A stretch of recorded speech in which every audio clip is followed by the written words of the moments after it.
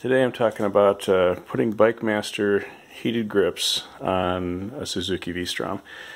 This is a 2019 V-Strom 650 XT, and it's plenty cold out. I just bought this bike. The BikeMaster is, let me tell you just first off, this thing gets plenty warm. Even through insulated gloves, it's almost, it's as hot as I would want it, and I like things pretty hot. So installing this was really straightforward. On this side, you just loosen the screw, this cap comes off, this and this bit all comes off, and then what I did, I saw another YouTuber doing this, is I just got the tube from some WD-40, and I was able to scooch it up underneath and then spray it, and then this just twisted right off. There was some contact cement on the aluminum tube underneath, or the steel tube underneath, and I took that off with some brake cleaner because it was really binding this thing up. Once I had the tube clean, I pushed it on a few inches, decided that I did not actually need any adhesive because it was plenty tight. So I actually drove it on with a dead blow hammer, just a plastic mallet sort of thing. This one just drove straight on. Of course, you want to be careful to make sure that the wire, you can see the wire here, the wire that comes out of this is facing in a direction where it'll be unobtrusive.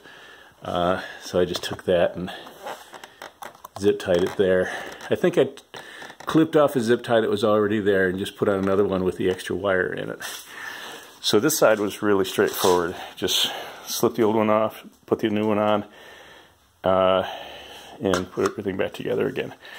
The throttle tube side was worse. What I wound up doing with that, there's a little ridge there. The original rubber was over the top of that ridge, and I peeled it back and wound up lubricating the surface, because what I did was I wound up inverting the thing. I just grabbed a hold of it and started working it back, and it would have been a lot easier if I had sprayed some WD-40 on this from the start. I got about halfway down and it started getting so bound up I couldn't move it, and then I did the same thing. I squirted some WD-40 up in there. So if we're doing it again, spray the WD-40 on to start with, and then it wound up just inverting that. Then I've got some photos, but I might put them in. Once I got the thing off, there was a ridge here, and then there was like ribs all through here that stood up a millimeter or two, and there's no way this tube was going to go on with those on there.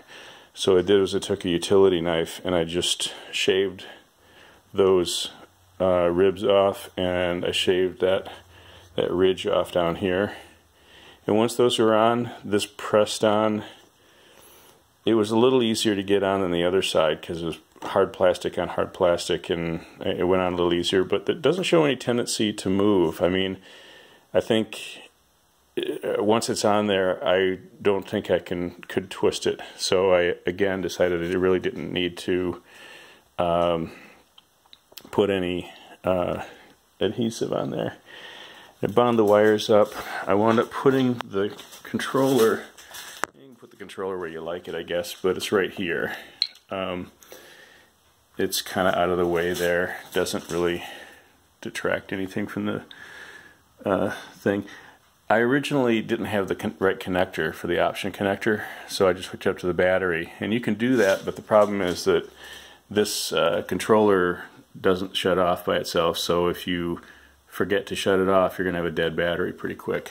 I ordered the connector, and on this bike, and I think all of the Stroms are the same, or at least similar, right up in here is what they call the option connector, and that is a two-conductor power. It's switched power and ground. It's switched to the ignition switch, and I just cut the wire that came from that, which I cut about 2 feet off the end of it because it only has to go this far now, and crimped on the connector that I bought. And I'll put a link to the proper connector. This is the this is what the male part looks like that you need to use. And I've been meaning to buy one of these anyway, so I picked up the proper crimp tool. These were like, this thing was like 20 bucks on Amazon. About time I got one anyway. Do a proper job on the connectors. You really, in my opinion, you just need to have the right connector, the right crimp tool. You can kind of sort of crimp it kind of without the right crimp tool, but I don't trust them. There's too many wires hanging out, and stray wires to short things out. So anyway, that's kind of it. I mean, it's once it's in place, it does shut off with the ignition. If I turn the ignition on here, you can see it. It comes on, and I thought it was supposed to come to the previous setting when it came back on again, but it doesn't seem to. So if you power it up and bring it up to some setting, and then shut it off, turn it back on again, it comes back to off. That's fine with me. I really don't care. That's perfectly okay. Anyway, I really like these. They're good. The one thing I did do here is, since there's this sort of brim here that was kind of pushing this down a little ways, I did get in here with a utility knife and I kind of cut a taper on the end of this to get it a little bit farther this way. I probably could have gone a little farther with that. Oh, the other thing too is, of course, you want to make sure that this cable is such that, even if you go to full throttle, it doesn't bind. The wire doesn't bind. And you want to make sure that you want to try to minimize the amount of flexing at any one point that this does. This seems to be about the best position I could think of for it. And yeah, been using it for like 3 days now, and it's keeping my fingers toasty warm. I've been riding down to 10 degrees Fahrenheit, whatever that is, minus 13 Celsius or something like that, and it's keeping my fingers nice and warm.